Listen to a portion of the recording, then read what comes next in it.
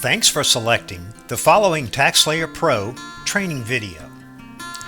In this video, we'll discuss Form 1095A Health Insurance Marketplace Statement.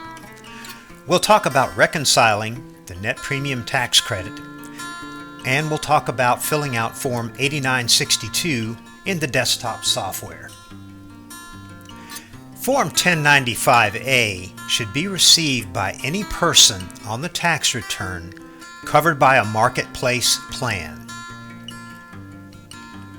The 1095A should be issued by January 31st, and taxpayers should wait to receive the 1095A before filing their tax returns.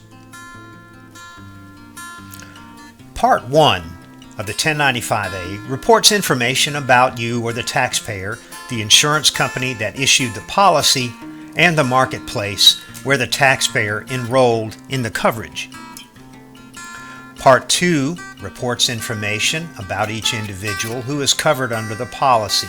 This information includes the name, social security number, date of birth, and the starting and ending dates of coverage for each covered individual, while Part 3 reports information about the insurance coverage that you will need to complete Form 8962 to reconcile the advance credit payments or to take the premium tax credit when the taxpayer files his or her return.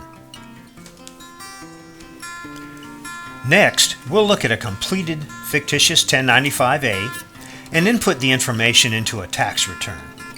Now, the 1095A that you see here is broken up into its parts so that we can more easily see the information contained on the form. The information on the Form 1095A that's needed to complete the net premium tax credit, or Form 8962, includes the following: the policy number for the policy that the individual on the tax return purchased from the marketplace or the state healthcare exchange, each individual covered under the policy, and the months that each person had coverage. And Part 3 contains the enrollment premiums, which are the amount of the premiums for the months in which any individual on the tax return was enrolled in one or more qualified health plans. Now, this is found in Part 3, Column A of the Form 1095A. Column B of this form contains the applicable second lowest cost silver plan, or SLCSP, that applies to the taxpayers who receive the 1095A. It's not necessarily the plan to which the taxpayers enrolled, but it's used to determine the net premium credit. And again, these SLCSP, or second lowest cost silver plan amounts, are found in Part 3, Column B of the Form 1095A. Certain 1095As that are issued to policyholders don't have an amount listed for the SLCSP because the taxpayer didn't request financial assistance at the time that they purchased the policy.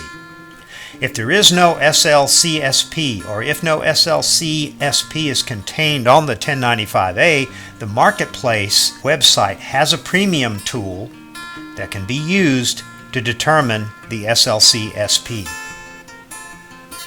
If the policyholder shares this policy with an individual that is not on the same tax return as the policyholder, the 1095A will be shared with that other individual.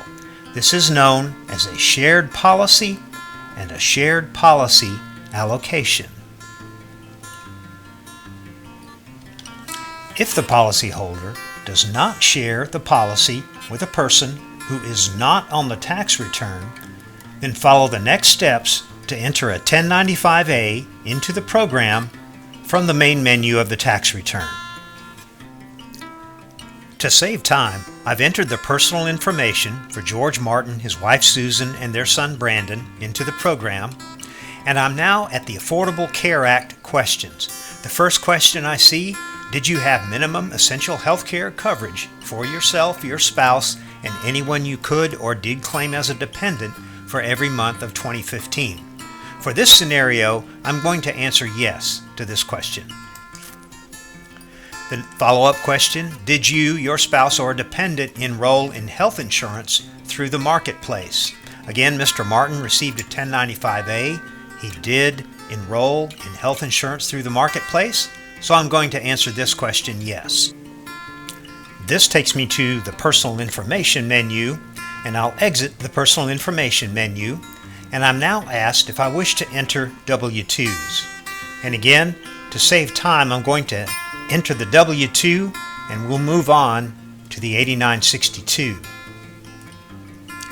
I'm now at Mr. Martin's 1040 screen, and I've entered his W-2 amount, $36,429, and it's showing up on line 7 of the 1040. Next, I'm going to select Payments, Estimates, and EIC. And next, I'm going to select the Premium Tax Credit Form 8962.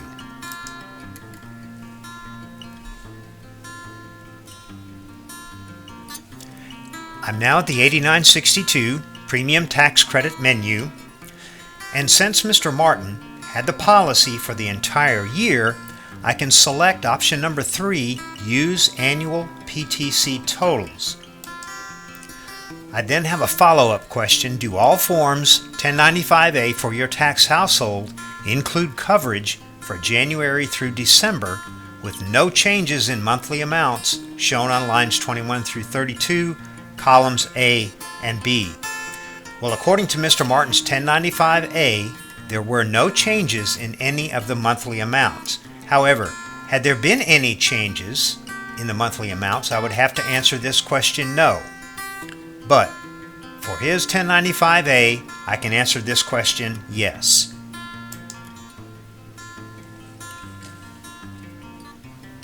My next step is to enter the Form 1095-A amounts and input the amounts from the 1095-A for the enrollment premium, the second lowest cost silver plan, and the advance payment of the premium tax credit. And again, because I selected yes to the annual totals question, I only need to enter the totals. However, if I had answered no to the annual totals question, I would need to enter the enrollment premium, the second lowest cost silver plan, and the advance payment of premium tax credit for each month, as it's reported on the 1095-A. Now, if there were multiple 1095-As, the amounts from each 1095-A, or the applicable amounts from each 1095-A, must be added together, and we'll enter those as a total for each appropriate month.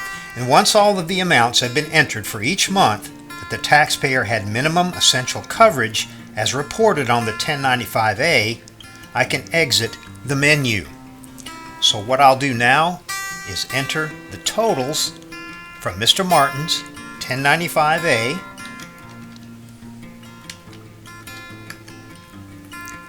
click OK,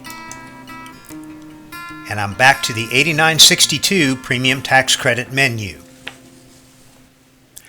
What I'm going to do now is take a look at the actual 8962 as we have it filled out in the menus. I'm going to select this icon here and view the form. This is a copy of the 8962, and we notice as we scroll down the 8962 that Mr. Martin on line 26 has a net premium tax credit of $1,140. This $1,140 is going to show up on line 69 of his 1040. I'm now back at Mr. Martin's 1040 screen, and let's take a look at his actual 1040 form in the program and verify on page 2 that the net premium tax credit is indeed showing up on line 69.